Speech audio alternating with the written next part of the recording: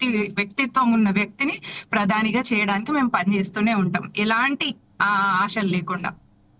Right Mounika గారు, నేను మళ్ళీ మీ దగ్గరకు వస్తాను. నాకు ఈ సందర్భంగా ఇట్స్ అన్ ఇంట్రెస్టింగ్ క్వశ్చన్ అని నేను అనుకోవచ్చు, ఇంట్రెస్టింగ్ అని అనుకోవచ్చు, లేదు అంటే టిపికల్గా కొంతమంది దగ్గర నుంచి, పెద్దవాళ్ళ దగ్గర నుంచి విన్నటువంటి మాట కావచ్చు. దిలీప్ గారు, మీరు చాలా ఏళ్ళుగా రాజకీయాలను చూస్తూ ఉన్నారు, అలాగే ప్యానెల్లో ఉన్నటువంటి అందరూ అదే పరిస్థితిలో ఉన్నారు కాబట్టి, దిలీప్ గారు నాకు స్ట్రైట్ క్వశ్చన్ చెప్పండి.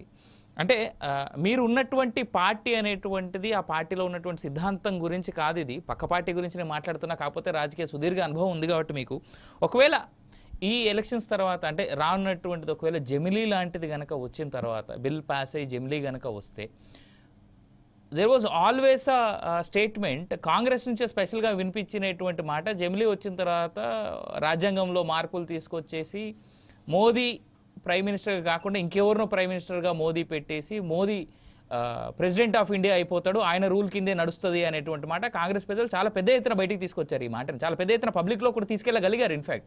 బట్ దీంట్లో వాస్తవం ఎంత, అబద్ధం ఎంత అనేటువంటిది మీరే చెప్పాలి దిలీప్ గారు. అది ఆ స్పెక్యులేషన్, ఆ విధమైనటువంటి కామెంట్స్ నేను కూడా విన్నాను. అది మా పార్టీ నుంచి కూడా చాలా మంది నాయకులు అన్నమాట, నిజమే. బట్ డెమోక్రటిక్ సెటప్ లో ఇది సాధ్యపడుతుందని అయితే అనుకుంది. మా మిత్రులు ఏమంటారు నాకు తెలియదు కానీ, బట్ ఈ కంట్రీలో ఇట్లాంటి డెమోక్రటిక్ సెటప్ లో అసలు రాజ్యాంగ సవరణనే ఇప్పుడు మొన్న జమిలీ ఎన్నికలకే వాళ్ళు మొత్తం పంచాయతీలు కూడా ఇంక్లూడ్ చేయడానికి భయపడ్డారు మొన్న. ఎందుకంటే అది 2/3 అప్రూవల్ ఆఫ్ అసెంబ్లీస్ కావాలి అనే వరకు దాన్ని పక్కకు పెట్టి ఓన్లీ 2 క్లాజెసే ఈ రోజు జేపీసీకి రెఫర్ అయినాయి. కాబట్టి ఏది అసెంబ్లీ పార్లమెంట్ లో ఉన్నటువంటి 2/3 మెంబర్స్ ఉంటే చాలని, ఇంకో క్లాజ్ అందులో ఇన్కార్పొరేట్ అయి ఉన్నది ఏంటంటే మొత్తం సభ్యుల సంఖ్యలో 2/3 కాదు, అటెండెన్స్ లో 2/3 అని కూడా ఉందట. కాబట్టి ఆ 2 చట్టాల ముందు తీసుకొచ్చారు ఈ రోజు జమిలీకి సంబంధించి. అదే కాంట్రవర్షియల్ గా ఉన్న సందర్భంలో మీరు అన్నట్టు ప్రెసిడెన్షియల్ ఫార్మ్ ఆఫ్ డెమోక్రసీని అంత ఈజీగా ఇది అడాప్ట్ చేసుకోగలుగుతారని అనుకోను. ఇప్పుడు ఉన్నటువంటి జమిలీకి సంబంధించిన బిల్లు పాస్ చేయడం కూడా అంత ఈజీ కాదు. ఎందుకంటే ఇది ఇంతకుముందు రామ్మోహన్ రావు అన్నట్టుగా ఒక టీకి వెళ్ళిపోయి మళ్ళీ కిందికి పడ్డారు. ఇప్పుడు 240 ఇదానికి ఇంకో 30 సీట్స్ తేడా వస్తే ఇండియా కూటమి వచ్చేది అధికారంలోకి. కాబట్టి ఇంకో టైర్మ్ వాళ్ళకి రావడం అనేది అంత ఈజీ కాదు. ఇప్పుడున్న 240లో కూడా డిపెండెంట్ గవర్నమెంట్ ఉంది. ఈ డిపెండెంట్ గవర్నమెంట్ లో ఎవరి మద్దతు అయితే ఈ రోజు ప్రభుత్వం కొనసాగుతుందో వాళ్ళు అంగీకరించకపోయినా కూడా ఈ తీసుకొచ్చిన 2 చట్టాలు కూడా వాళ్ళు పాస్ చేయడమే కష్టం లోక్సభలో, అది రాజ్యసభలో మరింత కష్టం. కాబట్టి I don't think it is possible. ఇది ఇప్పుడున్న వాటికి, వాళ్ళు జమిలీ ఎన్నికల వాటికి అంత కష్టమైనప్పుడు అది ప్రెసిడెన్షియల్ ఫార్మ్ ఆఫ్ గవర్నమెంట్ తీసుకురావడం అనేది ఇంకా కష్టం. సో అది I don't think it is possibility ఉందని అనుకోను. I don't think it is possible.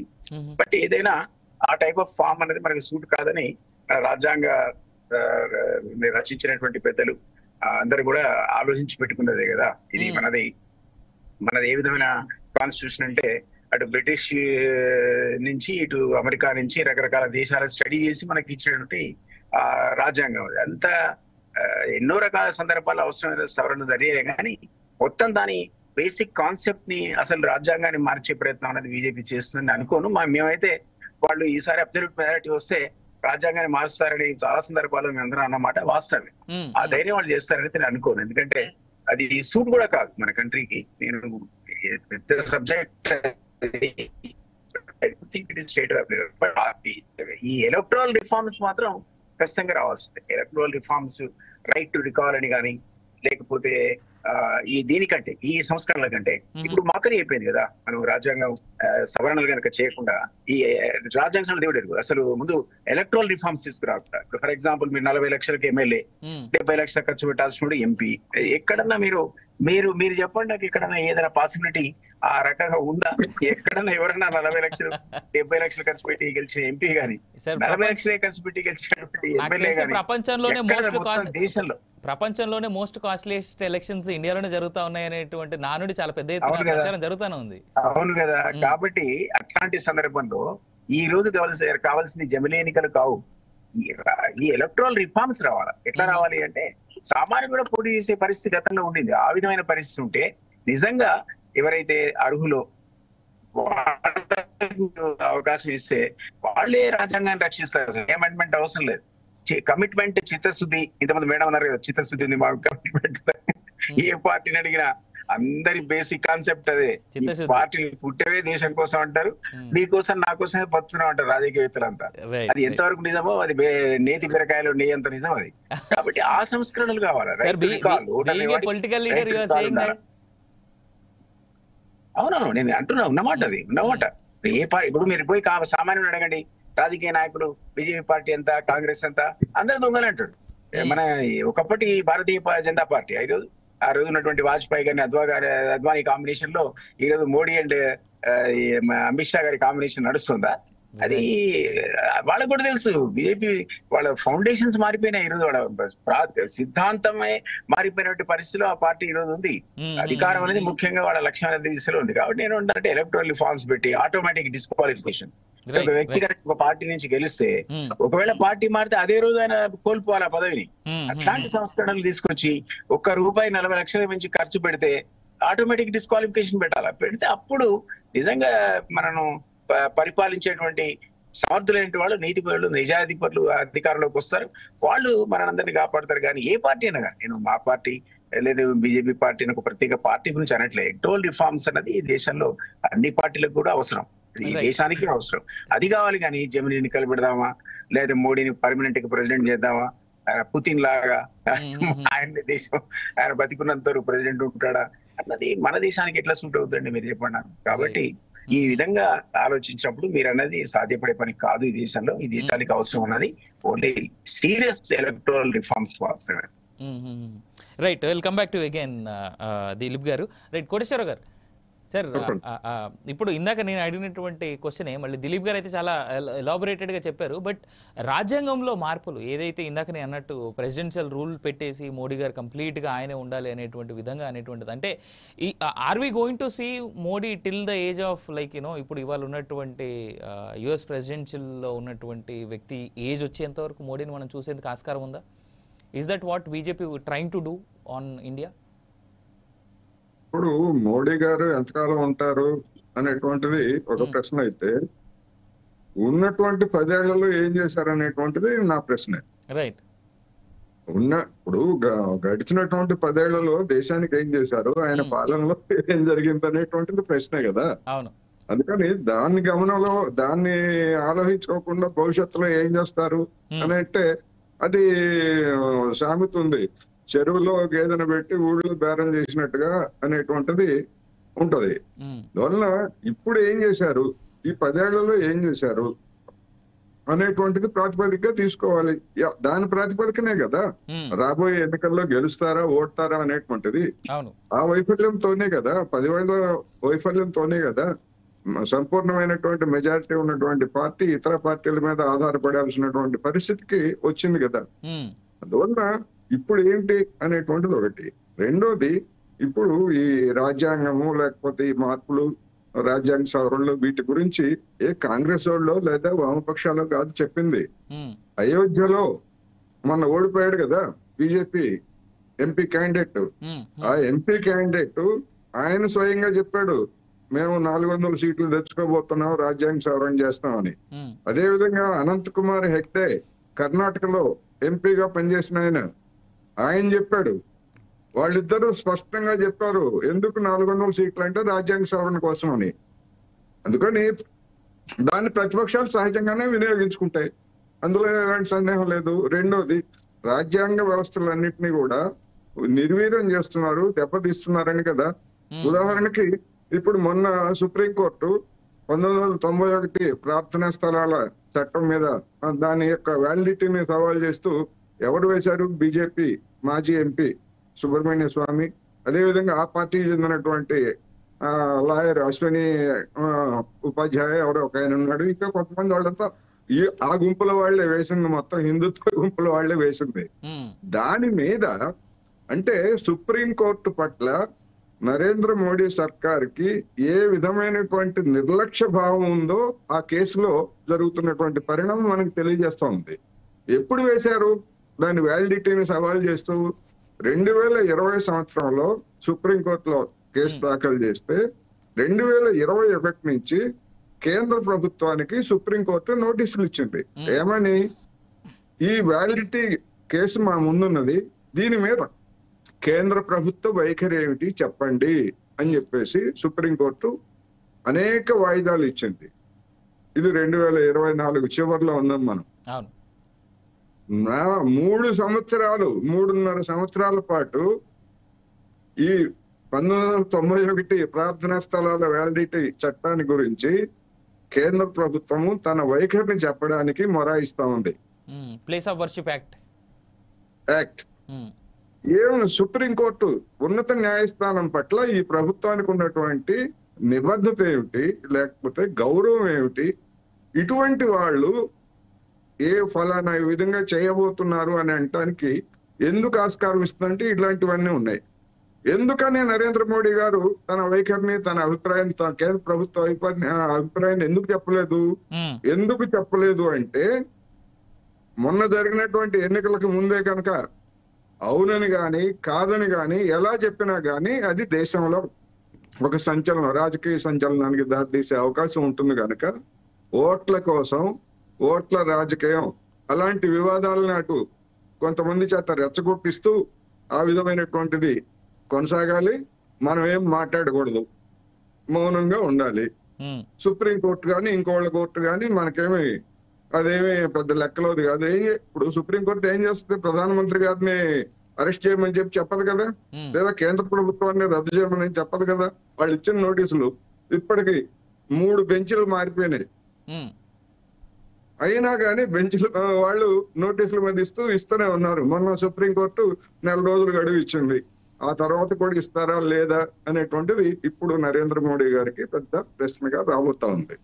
అందుకని నేను ముందే చెప్పినట్టుగా ఇటు రాజ్యాంగ వ్యవస్థల్ని ఖాతరు చేయడం లేదు, ప్రజాభిప్రాయాన్ని ఖాతరు చేయడం లేదు. అదే పోనీ మేక్ ఇన్ ఇండియా వాళ్ళు చెప్పిందే, మేడ్ ఇన్ ఇండియా వాళ్ళు చెప్పిందే, ఆత్మనిర్భరత వాళ్ళు చెప్పిందే, ఏమయ్యాయి అవన్నీ? ఇవన్నీ ఈ వైఫల్యాలన్నీ వదిలిపెట్టేసి మా నాయకుడు విశ్వగురువు ప్రపంచం అంతా మర్యాదగా చూస్తుందంటే చూస్తుంది. ఏ దేశాధ్యక్షుడైనా 140 కోట్ల జనాభా ఉన్నటువంటి దేశాధ్యక్షుడిని ఏ దేశము, ఇదే అమెరికా ఇవాళ కౌగిలించుకుంటున్నటువంటి అమెరికా ముఖ్యమంత్రిగా ఉండగా మీరు మా దేశంలోకి అడుగు పెట్టకూడదు, మీ మీద నిషేధం ఉందని చెప్పారు కదా ఇదే నరేంద్ర మోడీ గారిని. అందుకని వ్యక్తి కంటే పదవి, భారత ప్రధాని పదవి అనేటువంటి దానికి గౌరవం తప్ప నరేంద్ర మోడీ గారా, ఇందిరాగాంధీనా, లేకపోతే ఇంకొకళ్ళ అనేది కాదు.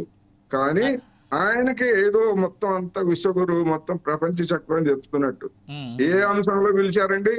ప్రపంచ మా సమస్యను పరిష్కరించమని మన దేశాన్ని ఎవరైనా అడిగారా ఇంతవరకు? నాకు తెలిసి దీనికి సమాధానం ఇంకా మౌనిక గారు ఇస్తే బాగుంటదేమో. మౌనిక గారు కోటేశ్వరరావు గారు కంప్లీట్. సార్ కోటేశ్వర గారు. అవినాష్ గారు తర్వాత నేను మౌనిక గారికి వస్తాను. నేను జనరల్ గా ఏమంటే ఒక అంశాల వారి మద్దతు, అంశాల వారి వ్యతిరేకత ఉండాలి. నేను మౌనిక గారితో ఒక విషయాలు ఏకీవిస్తుంది ఏంటంటే వారసత్వ రాజకీయాలు బీజేపీలో లేవు. వారసత్వం అంటే మనకు నిజం పరంగా, సిద్ధాంత పరంగా వారసత్వం ఉంటుంది. కాంగ్రెస్ పార్టీ దుర్మార్గంగా వారసత్వ రాజకీయాలు చేస్తుంది అంత వారసత్వం చూస్తున్నాం. ఈ ప్రాంతీయ పార్టీలు అయితే కుటుంబ పార్టీలే. ప్రాంతీయ పార్టీలు ప్రైవేట్ ఆస్తులుగా మారిపోయినాయి. జగన్ లేకపోతే వైఎస్ఆర్సీపీ లేదు, కేసీఆర్ లేకపోతే టిఆర్ఎస్ బీఆర్ఎస్ లేదు కదా. ఇట్లా చూడండి మీరు, డిఎంకే లో మళ్ళీ ఇప్పుడు నాయకత్వం లేదు కనుక ఉన్నది. డిఎంకేలో ఏమున్నది అంటే దేశంలోని ప్రాంతీయ పార్టీలన్నీ ఇవాళ ప్రైవేట్ ఆస్తులుగా మారిపోయినాయి. కాంగ్రెస్ పార్టీ ఎట్లా కుటుంబమైన పార్టీ. ఇక్కడ బీజేపీని సమర్థిస్తలేం, బీజేపీలో తప్పులుంటే విమర్శిద్దాం. కానీ నరేంద్ర మోడీనే టార్గెట్ చేసుకొని ఇదే మొత్తం దీని చుట్టూ తిరుగుతే లాభం ఏందని నేను అంటున్నా. ఇవాళ దేవగౌడకి ఆయన కూడా ప్రధానమంత్రి కదా, ఆనాడు 100 కోట్ల మంది ఉన్నారు కదా, ఆయనకి ఎందుకు వివరాలు? ఏమంటున్నానంటే ఒక వ్యతిరేకత, గుడ్డి వ్యతిరేకత బీజేపీ పట్ల కానీ ఏ పార్టీ పట్ల ఉండొద్దు అంటున్నాను. ఒకటి. రెండోది ఇక్కడికి వస్తాను. మీరు అన్నారు కదా రేపు అధ్యక్ష తరహా పాలన వస్తుందా రాదా అంతా మాట్లాడదాము. నేను ఏమంటున్నా అంటే మనది వెస్ట్ మినిస్టర్ పద్ధతి. మీరు అన్ని ప్రశ్నలు నేను జవాబు చెప్తాను. అంశాల వారు ఏంటంటే వెస్ట్ మినిస్టర్ పద్ధతిలో మనం ఫెడరల్ యూనిటరీ రాజ్యాంగం అనేది, నేను అడ్వకేట్ చెప్తున్నాను, రాజ్యాంగం అనేది యూనిటరీ ఫెడరల్ రాజ్యాంగం అనేది. ఇందులో ఇప్పుడు చాలా సిక్కుముళ్ళు ఉన్నాయి. నిజంగా మీరు ఆ పద్ధతి పోవాలంటే అసలు చాలా దేశాలు దాటాలండి. అందుకని గొల్లపూడి మారుతిరావు గారు లీడర్ అనే సినిమాలో, రాణా సినిమాలో ఒక మంచి మాట అంటాడు. అవినీతికి వ్యతిరేకంగా చట్టం చేస్తున్నామంటే బాబు నీకు అనుభవం తక్కువ, ఈ ఎమ్మెల్యేలు మినహాయించు, ఎవడి చచ్చే మంది వాడు మింగడు, ఈ ఎమ్మెల్యేలు మినహాయించి మిగతా అందరూ వర్తిస్తాను అయిపోతాను. ఇప్పుడు మోడీ గారు కూడా అదే చేసిండు. ఏం చేసిండంటే ఒకటి దిలీప్ గారు మంచి మాట చెప్పారు, నేను ఎందుకు కలపలేదా నాకు ఆలోచన ఉండే. నిజంగా స్థానిక ప్రభుత్వాలను కలుపుకుంటే అసెంబ్లీ పార్లమెంట్ ఎన్నికలు ఒకేసారి జరిపి స్థానిక ప్రభుత్వాలను కూడా 100 రోజుల లోపల జరుపుతామని. స్థానిక ప్రభుత్వాలు అంటే ఒకటి కాదు, స్థానిక సంస్థలే తప్పు. ఇప్పటికి కూడా మన భాష మారతలేదు. లోకల్ గవర్నమెంట్స్, అది లోకల్ సెల్ఫ్ గవర్నమెంట్ రాజ్యాంగం రాసింది, మనం దాన్ని పాటించాం. అంటే ఇప్పుడు ఏమంటారు, మనకు భర్త ఎట్లా పిలిస్తే బిచ్చగాడు కూడా ఎట్లా పిలిచిందట, మనం ఆ పిలుపు కూడా మానుకోవాలి. స్థానిక ప్రభుత్వాలు అంటే పంచాయతీ, మండలం అంటే మధ్యంతర వ్యవస్థ, జిల్లా పరిషత్. ఈ మూడింటి ఎన్నికలు ఎందుకు జరుపుతలేరు? గుట్టు విప్పారు దిలీప్ గారు. ఏమనంటే ఇది కలిపితే 73, 74 రాజ్యాంగ సవరణ ఆమోదించడానికి 16 రాష్ట్రాలు, అంటే ఇప్పుడు 28 రాష్ట్రాలు ప్లస్ 3 రాష్ట్రాలేమో అసెంబ్లీలు ఉన్నాయి కదా, గోవా, పుదుచ్చేరి, ఢిల్లీ. 31లో 16 రావాలి. 16 రాష్ట్రాలు ఆమోదించాలి కనుక దాన్ని పక్కన పెట్టారు. ఇప్పుడు ఈ రెండే అంటున్నారు. ఈ రెండింటికి కూడా సాధ్యం కాదంట. నేను వరుసగా లీగల్ చెప్తాను ఎన్ని చిక్కుముళ్ళు ఉన్నాయి. జిలేబీగా చక్కెర అంటారు తెలంగాణలో. ఎట్లా అంటే నెంబర్ 1 ఫస్ట్ జనాభా లెక్కలు కావాలి. ఇప్పటికే మహిళా రిజర్వేషన్ ఆగిపోయినాయి. దాని కారణం చెప్తాను కదా. ఇప్పుడు కాదు, ఇంకా 5 ఏళ్ల తర్వాత అంటే అందరూ అంగీకరిస్తారండి. ప్రాంతీయ పార్టీలు కూడా దొంగలు, ఈ మాట అంటున్నాను, పరిశంగా ఉంటున్నా. ప్రాంతీయ పార్టీలు కూడా పొద్దున ఈ మాట ప్రాంతీయ పార్టీలు కూడా వాళ్ళ అవకాశవాదంతో ఏం చేస్తారంటే మోడీకి మద్దతు చేస్తారంటున్నాడు. తప్పనిసరి మద్దతు చేస్తారు మోడీకి, ఎందుకంటే వాళ్ళ అవకాశాలు వాళ్ళకి. వాళ్ళ వైసీపీ ఉన్నది, ఏం చేస్తున్నది? వైసీపీ 4 ఎంపీలు ఉంటే రాజ్యసభలో ఎట్లా 0 అయిపోయింది. 4 ఎంపీలు అంటే 3 ఎంపీలు అంటే 4 ఎంపీలు అంటే మోడీకి ఓటు వేయించారు కదా మొన్న సమస్య వచ్చినప్పుడు. అందుకని నేనేమంటున్నానంటే ఇది అమలు కావడానికి చాలా చిక్కులు. నెంబర్ 1 జనాభా లెక్కలు కావాలి. ఆ తర్వాత 2026 తర్వాత డిలిమిటేషన్ కావాలి. ఈ 2 అయినాక జమిలీ ఎన్నికల తర్వాత సంగతి వస్తుంది. అందుకనే చంద్రబాబు నాయుడు అంత అనుభవజ్ఞుడు ఎట్టోడా, అందుకని 29 దాకా దోకలేదు, లొల్లి లేదు, నా పదవికి దోకలేదు అనుకున్నప్పుడు మద్దతు ఇస్తాడు. రేపొద్దున కూటమిలో ఉన్నా అట్లా 29 దాకా ఈ ప్రభుత్వాన్ని దోకలేదు. ఇంకొకటి కూడా చెప్తాను, మనం రామ్నాథ్ కోవింద్ నివేదిక చదువుదాం. అందులో ఫస్ట్ నేను మొత్తం చదివిన నివేదికలు ఏముందంటే ప్రశ్న తప్పైతే జవాబు తప్పు వచ్చింది. మీ భార్యని ఇప్పుడు కొడుతున్నారా మానేశారా అని ఒక ప్రశ్న వేద్దాం. దిలీప్ గారు, మన అవినాష్ గారు, మీకు పెళ్ళైందో లేదు అదే లేదు. ఈ రెండింటికి అయితే అయింది, కొడుతున్నా లేకపోతే మానేసినా, రెండే చెప్పాలి. ఇంకోటి చెప్పొద్దు అంటే ఏం చెప్తారు చెప్పండి మీరు? కొడుతున్నా అంటే తప్పే, ఇప్పుడు మానేసినా తప్పే, పెళ్లి గారు ఏం సంబంధం చెప్తారు? ఇది కొట్టినట్టే. అంటే రామ్నాథ్ కోవింద్ కమిటీకి ఏమంటారు, దాన్ని టర్మ్స్ ఆఫ్ రెఫరెన్సెస్ అంటారు. దానిలో తప్పేమిటంటే జమిలీ ఎన్నికలు సాధ్యమా కాదా, ఎలా సాధ్యం అంటే ఏమన్నారంటే జమిలీ ఎన్నికలు సాధ్యాలంటే ఆయన మంచి రిపోర్ట్ ఇచ్చేవాడు. జమిలీ ఎన్నికలు కావాలంటే ఏం చేయాలన్నప్పుడు ఏం చేస్తాడు, కావాలంటే ఏం చేయాలని రిపోర్ట్ ఇచ్చాడు. అందులో 5 రాజ్యాంగ సవరణలు. ఒక్కదానికి నేను ఛాలెంజ్ చేస్తున్నా, జమిలీ ఎన్నికలు జరగాయని ఎందుకు చెప్తున్నానంటే ఒక్క ప్రశ్నకు సమాధానం లేదు కనుకనే జమిలీ ఎన్నికలు జరగాయి అంటున్నాను. ఈ జమిలీ ఎన్నికలు జరగకపోయినాక అధ్యక్షత తరహా పాలన వస్తుంది. అంటే భారత ప్రభుత్వ ప్రజలు చాలా చరిత్ర నిర్మాత అండి. ఎప్పటికప్పుడు కర్రు కాల్చి వాద పెడుతున్నారు, ప్రభుత్వాలను మార్చి పడేస్తున్నారు. 77 చూడండి, అది అత్యంత విప్లవం. 2014 చూడండి, 2019 చూడండి, 2024 చూడండి. అహంకారాన్ని సహించాలి ఎక్కడ కూడా. మీరు చూడండి, అవినీతిని సహించిన దేశ ప్రజలు కానీ అహంకారాన్ని సహించరు. ముఖ్యంగా ధిక్కార స్వరం వినిపిస్తారు. కనుక ఎవరికి వాళ్ళు కళ్ళు కాల్చి వాత పెట్టరు. ఇక్కడ కేసీఆర్ పెట్టిర్రు, అక్కడ జగన్మోహన్ రెడ్డికి పెట్టిర్రు, అక్కడ మోడీ గారు కూడా పెట్టినారు. నేను ఎవరికి బేర్ చేయను, అంతే. కానీ ఇక్కడ ఏంటంటే రేపు అధ్యక్ష తరహా పాలన రాదు అంటున్నారు. ఖరాఖండిగా చెప్తున్నాను. ఎందుకు రాదంటే మన పద్ధతి వెస్ట్ మినిస్టర్ పద్ధతి కనుక అధ్యక్ష తరహా పాలన రావాలంటే చాలా నేను చెప్పిన అన్ని సిల్సిలా ఉన్నాయి కనుక ఒక్క జమిలీ ఎన్నికలు కూడా 2034 దాకా రావు. ఎందుకు రావంటే 2029 వాళ్ళు రాసుకున్న దాని ప్రకారం, మనం ప్రవేశపెట్టిన బిల్లు ప్రకారమే 2029లో కనుక రేపు ఎన్నికలు వస్తే అది అపాయింటెడ్ డే. అంటే అక్కడి నుంచి 5 ఏళ్ల తర్వాత జమిలీ ఎన్నికలకు పోవాలి. రాముడు ఎవడో రాకాసుడు ఎవడో. 10 ఏళ్ల తర్వాత ఏం జరుగుతుంది అంటే మహిళా రిజర్వేషన్ బిల్లును మాత్రం మౌనిక్ గారు సమర్థించాలి. దుర్మార్గంగా ఆరల పెట్టట్టే పెట్టెలు పెట్టి తాళ వేసేది అయిపోయింది. మన బతికి అంతే, ఇంకంతకని ఏం లేదు. రైట్.